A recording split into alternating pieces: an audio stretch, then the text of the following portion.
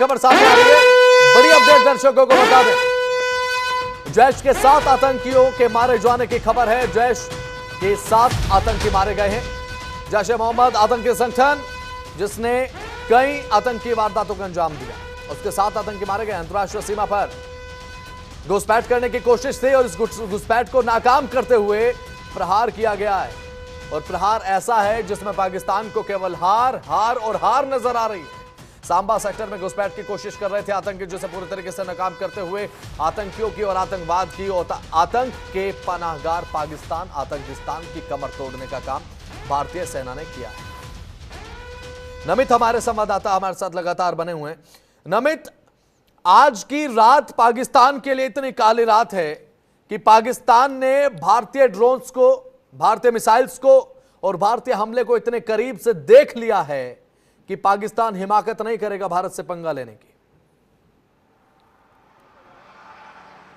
देखिए, बिल्कुल आज की रात जो है वो पाकिस्तान के अंदर मातम की रात होने वाली है, क्योंकि भारत के जो ड्रोन है और जो मिसाइल हैं वो लगातार पाकिस्तान की नाक पे दम किए रखे हैं, चाहे उनके बड़े शहरों की बात करें। और जानकारी आपने दी, जैश ए मोहम्मद के 7 आतंकी जो है वो पूरी तरीके से मारे गए हैं, क्योंकि पाक ऑक्यूपाइड कश्मीर पीओके के मुजफ्फराबाद में एक बड़ी एयर स्ट्राइक जो है वो भारत की तरफ से की गई है। और इससे पहले भी हमने देखा था जब ऑपरेशन सिंदूर चलाया गया था परसों रात, उसमें भी 9 आतंकी ठिकानों को निस्तनाबूद किया गया था, जिसमें जैश ए मोहम्मद, लश्कर ए तोयबा और हिजबुल मुजाहिदीन के तकरीबन 100 से ज्यादा आतंकी जो थे वो पूरी तरीके से ढेर हो गए थे। और आज भी ये तो अभी आंकड़ा केवल 7 आतंकियों का आया है, बस आप सुबह तक देखिए यह आंकड़ा तकरीबन 100 तक जा पहुंचेगा, क्योंकि जिस तरीके का अटैक जो है वो भारत की तरफ से पीओके के अंदर किया गया है, पाक ऑक्यूपाइड कश्मीर के अंदर। और पाक ऑक्यूपाइड कश्मीर जो है वो आतंकियों का एक तरीके से संरक्षण वाला हिस्सा माना जाता है और वहीं पर ही आतंकियों को पालता है पाकिस्तान। पाक ऑक्यूपाइड कश्मीर के जितने भी हिस्से हैं वहीं पर ही आतंकियों को ट्रेनिंग दी जाती है और वहीं से ही आतंकियों को भारत के अंदर भेजा जाता है।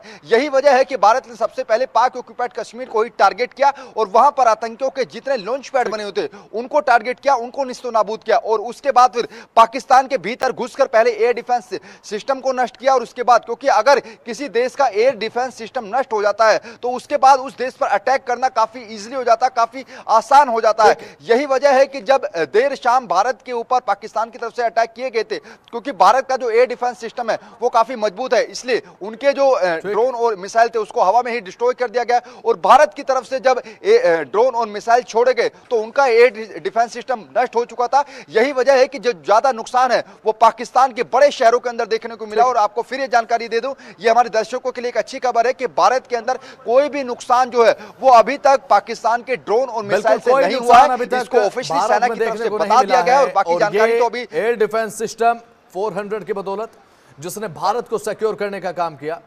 और लगातार दर्शकों को अपडेट्स हम दे रहे हैं। S-400 जिसने पूरे तरीके से पाकिस्तान के ड्रोन को नेस्तनाबूद कर दिया।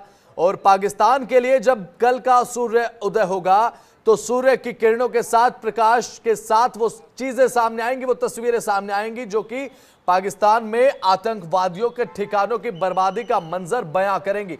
अभी रात का अंधेरा है गौरव, लेकिन कल जब सुबह दिन खिलेगा, सूरज चढ़ेगा, तो जो बर्बादी की तस्वीरें हैं आतंकवादी ठिकानों की, जिसे ऑन टारगेट लॉक किया गया इंडिया की तरफ से, वो तस्वीरें कल प्रमाणित करेंगे कि भारत ने आतंकवाद के खिलाफ आज की रात किस तरीके से अटैक किया।